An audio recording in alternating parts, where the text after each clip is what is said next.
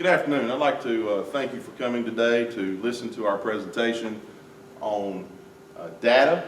In EFD 620, we had a lesson named Score Report. And so in this score report, what we'll be looking at is the Alabama A through F report card, as well as what's involved in that score report, being the ACT and other factors that give us that grade.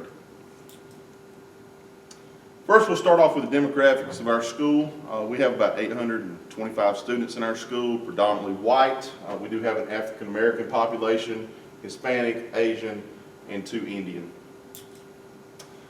Over the past 10 years, I looked at the data, and minority students have increased from 7 to 10% over that time span.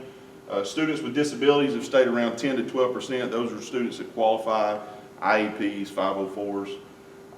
Free and reduced lunch has decreased slightly. We were in the mid-30s, it's dropped to around 30%.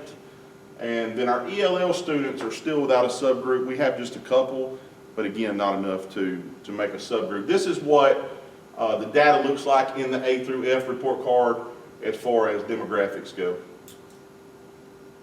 This is what the report card looks like on the front page of it. Since I'm talking to a group of folks that may or may not have seen this, I'd like to describe each indicator, what it actually stands for. And I'd like to blow it up just a little bit so that you can see. In this picture, you can see the 89 that has the circle around it. That's the overall score that our school received. And then below it are the indicators. This is the demographics we looked at just a second ago. We're going to blow this part up so you can see a little better.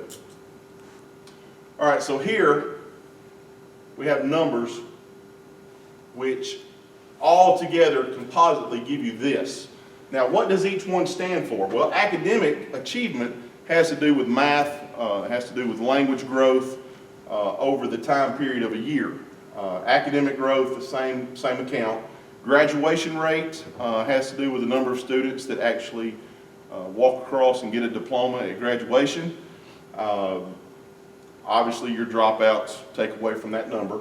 College and career readiness, those are pathways in career tech and other means in order for kids to get a college or career ready standard before graduating. That's another area that we are graded upon. Chronic absenteeism, we need people to come to school. And again, our ELL is a subcategory, but we do not have enough to form a subgroup in that area. So on the report card, that's the breakdown. This is how we scored in each one of those areas. And again, that gives us our overall grade of an 89. All right, what we do here at Mortimer Jordan High School is we do a CIP at a glance. And a CIP is a continuous improvement plan. And inside of that, we give ways that we can improve. We give data. This is a handout to people that are looking to come to our school or already enrolled here. And so we have belief statements. We have our missions. We have goals. But more importantly, if you look on the next page, we have the data. This breaks down exactly what goes into the report card. And so when you look at it, we have pre-ACT data. This is tests that are taken in the 10th grade by students as compared to the ACT data which they take in the 11th grade. That's where you find your growth. That's where you see where you're moving kids. If you have an overall look on our second page of the CIP at a glance, we have our improvement plan, our strategies, our activities. We're going to go more into this in just a little bit on our next steps. It also includes our demographics up here by grade breakdown. So it's just a snapshot of everything that goes into that A through F report card. Here's your graduation rate over the years, and then here is our CCRIs over the last couple of years. Again, you can see 90, 89. If we go to the next slide, we can see a blow up of that center part. So when you look at ACT from the class of 2017 to 2018, and then beside it, these are the state averages. These are the scores per subjects or per areas.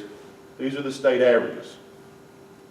Same thing as far as kids benchmarking on the ACT. And so when you look at this, you can see that we have improved from year to year in most categories, or at least stayed the same. We also have exceeded the state average, which is key, which is important. Again, you can see this a little better that over the last 5 years, our graduation rate has maintained 95 or above. and our CCRIs are hovering right around the 90 percentile mark, which is really good. So our celebrations and our thoughts and concerns. Our celebrations are we're ahead of the state average on ACT scores overall.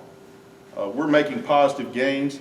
Again, you got to also understand that ACT is not just taken by those folks that choose to go to college. This is taken by our entire population. Those that may or may not go to college, that may go straight into the workforce, that may go into the military. So when you take all that into account, it gives you a little different perspective on this number. We have a high graduation rate. Kids finish. They receive that diploma, and in turn, that's going to make a big difference for them many years to come down the road. We want to celebrate that our CCRI continues to increase. We have pathways for kids. We're continuing to add things for our kids to attain that indicator. Things we must do. We must stay the course and continue to find ways to build off of prior success. You know, the adversary to grade is just being good. And so, you know, we can't be happy with mediocrity. We can't be happy with the norm. We always want to push to achieve greater. From year to year, classes will be different somewhat, but overall, over a trend of 5 years, you'll see a pattern. What are our next steps? We want to continue our ACT test prep boot camps. What that is, throughout the year, we're preparing kids to take that ACT test based off the standards that they learn in class.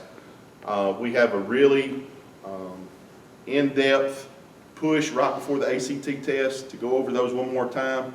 Kids have really responded to it, and we've seen an improvement of their grades. We have continued to promote attendance and the importance of receiving a diploma. We have less kids that are just staying out of school. Our district has also changed some attendance policies, which have helped us in that regard. And again, this is an indicator on the report card, so we really want to do well in that category. Addition of career pathways to achieve college and career-ready indicators for all students. Again, we have many career pathways. It also includes military, it includes benchmarking on ACT. These are all things that can help us to attain CCRIs for all of our students. The resources, the references that I used came from the Alabama State Department of Education and of course from the ACT testing itself. I thank you for your attentiveness today, and are there any questions from the audience that I can answer at this time? Thank y'all for being here. Appreciate it.